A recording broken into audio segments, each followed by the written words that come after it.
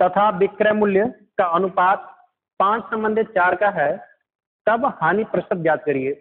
अगर आपको कल की क्लास याद है, या अगर आपने कल का वीडियो देखा है, तो उसमें मैंने आपको बताया था कि अगर आपको क्रय मूल्य और विक्रय मूल्य का अनुपात दिया गया है, तो आप वहां से परसेंटेज लाभ और परसेंटेज हानि ज्ञात कर सकते हैं। तो देखिए, क्रय मूल्य और विक्रय मूल्य का जो अनुपात 5:4 का दिया है, ये दिया गया सीपी बटे में एसपी आपको दिया गया है क्या 5/4, लेकिन हमने परसेंटेज लाभ या परसेंटेज हानि ज्ञात करने के लिए अनुपात कैसा चाहिए होता है, एसपी बटे सीपी का, अर्थात विक्रय मूल्य बटे क्रय मूल्य का चाहिए होता है। तो ये अनुपात क्या हो जाएगा, 4/5 का हो जाएगा। अब आपको देखना यह है कि ये विक्रय मूल्य के लिए संख्या है और ये क्रय मूल्य के लिए है। तो हम देखेंगे कि विक्रय मूल्य क्रय मूल्य से कितना ज्यादा या कम है। तो विक्रय मूल्य क्या है 4 और क्रय मूल्य क्या है 5। तो यहाँ पे विक्रय मूल्य क्रय मूल्य से कम है, इसका मतलब कि हानि हो रहा होगा, कंफर्म हो गया है, लेकिन कितना परसेंट हानि हो रहा है ये हमें देखना है। तो विक्रय मूल्य क्रय मूल्य से 1 यूनिट कम है, कितना कम है 1 यूनिट कम है, कितने पे 5 पे। तो 100 पे कितना होगा, 100 का गुणा क्यों कर रहे हैं, क्योंकि परसेंटेज निकालना है और परसेंटेज हमेशा 100 पे निकाला जाता है। तो 5 को कटाएंगे 100 से, 5 से कटाएंगे 100 को, तो कितनी बार में कट जाएगा 20, और उत्तर क्या आ जाएगा हमारा 20%। इसका मतलब कि 20% की हानि हो रही है। तो ये हमारा हो गया प्रश्न हल। अगर आपको ये नहीं समझ में आया है, इसका स्क्रीनशॉट ले लीजिए, मुझे उम्मीद है कि आपको ये समझ में आ जाएगा। लेकिन अगर नहीं आ रहा है तो आप दूसरा तरीका भी देख सकते हैं। दूसरा तरीका क्या है कि जब हमें अनुपात दिया गया है तो हम क्रय मूल्य और विक्रय मूल्य को यहीं पे मान लेंगे। तो हम मानेंगे क्या, सीपी मतलब क्रय मूल्य कितना है 5x रुपया है, और विक्रय मूल्य कितना मान लेंगे 4x रुपया मान लेंगे। अब देखिए 5x रुपया ज्यादा लग रहा है, 4x रुपया कम लग रहा है। हमें क्या निकालना है कि हानि कितने रुपए की हुई है। तो हानि निकालने के लिए क्या करते हैं, हम क्रय मूल्य में से विक्रय मूल्य को घटाएंगे। तो 5x रुपए में से 4x रुपया घटा देंगे तो क्या बच जाएगा, x रुपये बच जाएगा। मतलब कि x रुपए की हानि हो रही है। तो कितने परसेंट की हानि हो रही है, तो कितने परसेंट की हानि निकालने के लिए, हानि परसेंटेज निकालने के लिए हम क्या करते हैं, हानि कितने रुपए की हुई है वो लिखते हैं, बटे में क्या लिखेंगे, जितना हमारा क्रय मूल्य था। तो क्रय मूल्य कितना था 5x रुपये था, और फिर 100 का गुणा कर देते हैं। 100 का गुणा इसलिए कि हमें लाभ या हानि 100 पे निकालना होता है। तो x से x कट जाएगा, रुपया से रुपया कट जाएगा, 5 से भाग देंगे 100 में तो कितनी बार जाएगा 20। तो 20% की हानि हो गई। ये हमारा हो गया प्रश्न हल। स्क्रीनशॉट लेना है तो ले लीजिए। अब देखिए तीसरा प्रश्न, 100 रुपए की एक वस्तु की कीमत पहले 10% बढ़ा दी जाती है, तत्पश्चात 10% और बढ़ा दी जाती है, तब कुल कितने रुपए की वृद्धि होती है। तो बहुत ही आसान सा प्रश्न है। 100 रुपए की कोई चीज है 100 रुपए, और इसको 10% बढ़ा दिया जाता है।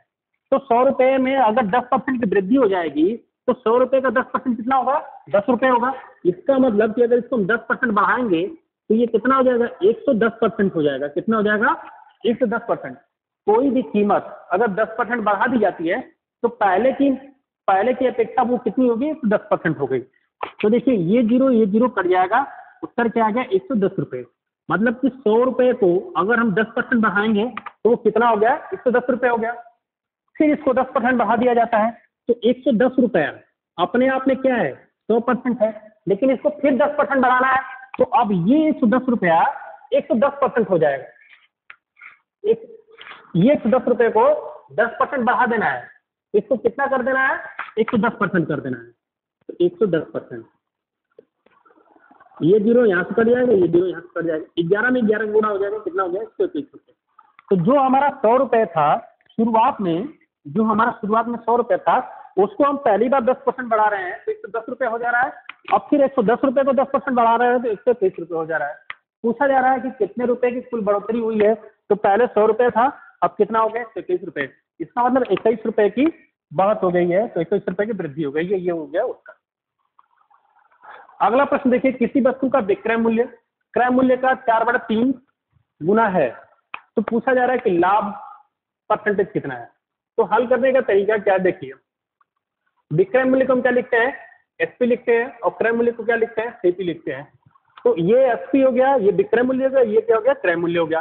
प्रश्न में दिया गया है कि विक्रय मूल्य जो है क्रय मूल्य का 4/3 गुना है, मतलब ये क्रय मूल्य है, इस क्रय मूल्य में अगर हम 4/3 का गुना कर देते हैं, मतलब गुणा कर देते हैं, तो ये विक्रय मूल्य के बराबर हो गया। तो हमारा समीकरण क्या बन गया, एसपी बराबर 4/3 सीपी।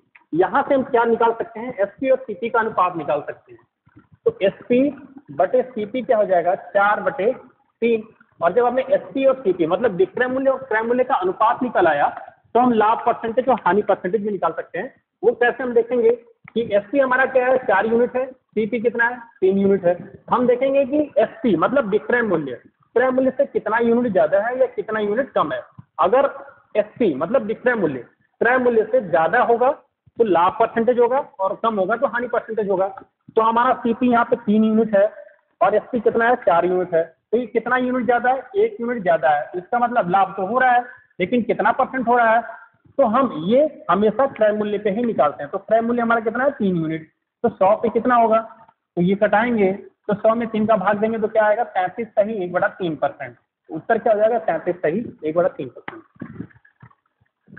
अगला प्रश्न देखिए, किसी वस्तु का विक्रय मूल्य 750 रुपए है और क्रय मूल्य विक्रय मूल्य का 4/3 गुना है। ये प्रश्न भी बिल्कुल पहले ही प्रश्न की तरह है, लेकिन यहाँ पे आपको विक्रय मूल्य अच्छी बात अंकों में दे दिया है।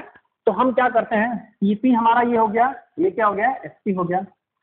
सीपी और एसपी जैसे हम पहले प्रश्न में किए थे, ठीक है। या तो आप यहीं पे एसपी लिखिए, ये आपका एसपी हो गया।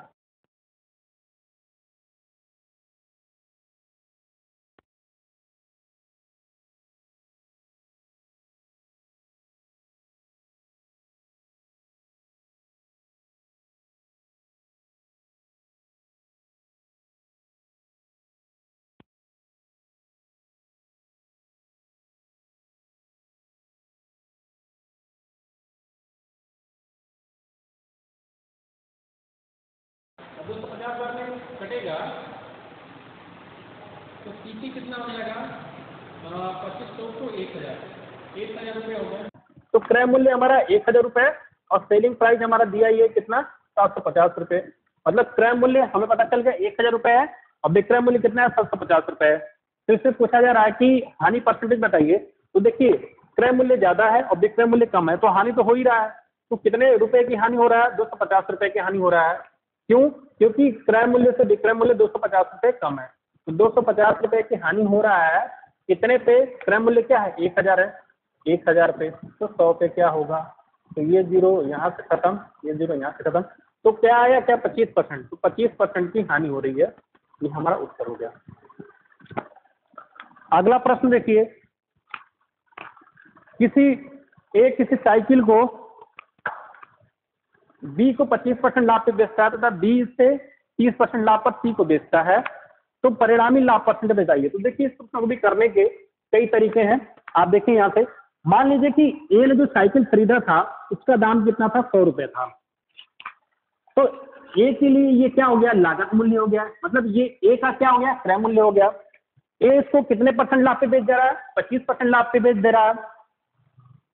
ए अगर 25% लाभ पे बेचेगा तो 100 रुपए की चीज को 25% लाभ पे बेचना है, मतलब 25% ज्यादा में बेचना है। तो 100 का 25% 25 रुपए और 25 रुपए इसमें जोड़ देंगे तो कितना हो जाएगा, 125 रुपए। इसका मतलब कि ए ने बेचा कितने में होगा, 125 रुपए में बेच दिया होगा। ए ने 125 रुपए में बेच दिया, तो ये बी का क्रय मूल्य हो गया, 125 रुपए बी का क्रय मूल्य हो गया, क्योंकि ए ने 100 रुपए में साइकिल खरीदी थी और बेची कितने में है, 125 रुपए में। और 125 रुपए खरीदा किसने है, बी ने खरीदा है।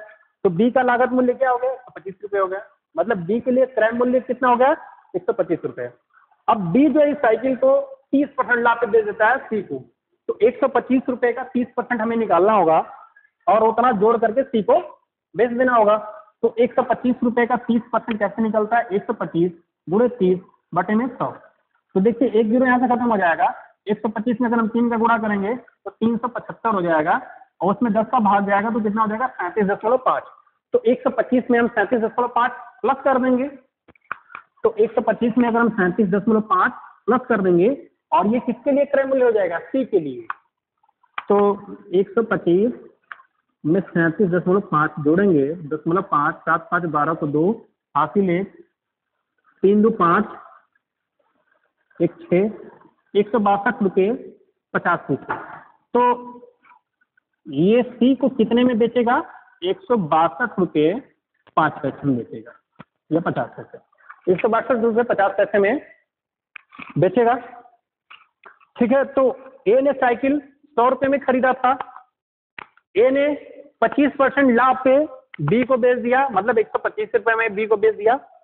और बी ने इसी साइकिल को 30% लाभ पे, मतलब 162.50 में बेच दिया सी को। पूछा जा रहा है कि परिणामी लाभ कितना है। तो 100 रुपये की चीज अगर 162.50 में बिकेगी तो नेट लाभ कितना हो गया? तो 100 से 162.50 कितना ज्यादा है? 62.50 ज्यादा है। तो 62.50 ज्यादा है, तो लाभ कितना हो गया? 62.50 का लाभ है। कितने पे? 100 पे। तो गुणे 100 कर देंगे, तो ये खत्म हो जाएगा। आएगा कितना? 62.50%। तो उत्तर कितना आ गया? 62.50%। ये वाला प्रश्न आप एक बार ध्यान से देख लीजिए।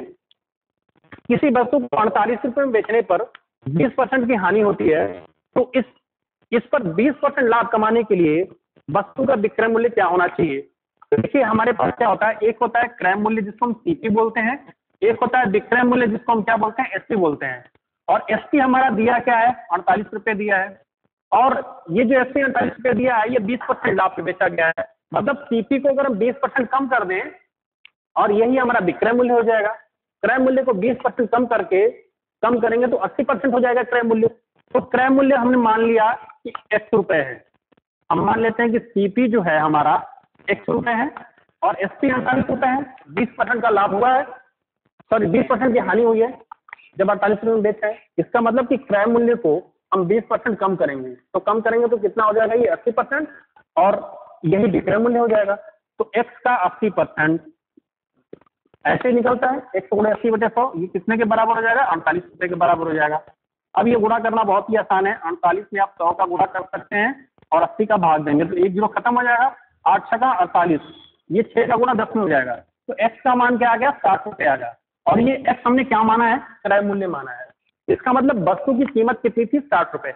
60 रुपये की वस्तु को 48 रुपये में बेचा गया था और 20% का लॉस हुआ था। अब आपसे अगला ये बात पूछा जा रहा है कि इसको कितने पे बेचें, कितने रुपए में बेचें कि 20% का लाभ हो।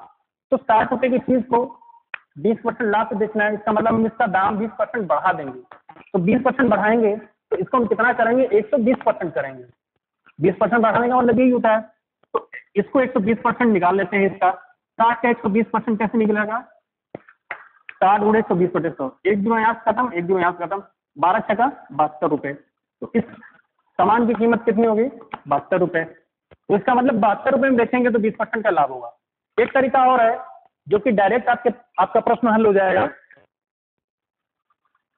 लेकिन थोड़ा सा इसके लिए आपको सोचना पड़ेगा।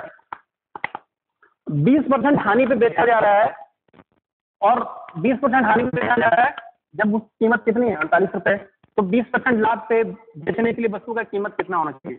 तो पहले 20% हानि मतलब 80% पे बेचा गया और हमें 20% लाभ पे बेचना है, तो 120% पे। पहले 80% पे था, अब 120% बेचना है। तो ये किस प्रोपोर्शन में, किस रेशियो में ये बढ़ रहा है? तो कीमत पहले कितनी थी? 48 रुपये। 48 रुपये कीमत थी। तो जो है अगर 20% लाभ बेचना है तो इसी अनुपात में विक्रय मूल्य भी बढ़ जाएगा। तो यहाँ से ये जीरो खत्म हो जाएगा और 4 कहीं 12, 4 गुना के 8 खत्म, 2 24, 48, 2 से भाग देंगे 48 में और 24 से 72। 72 रुपये में बेचना होगा।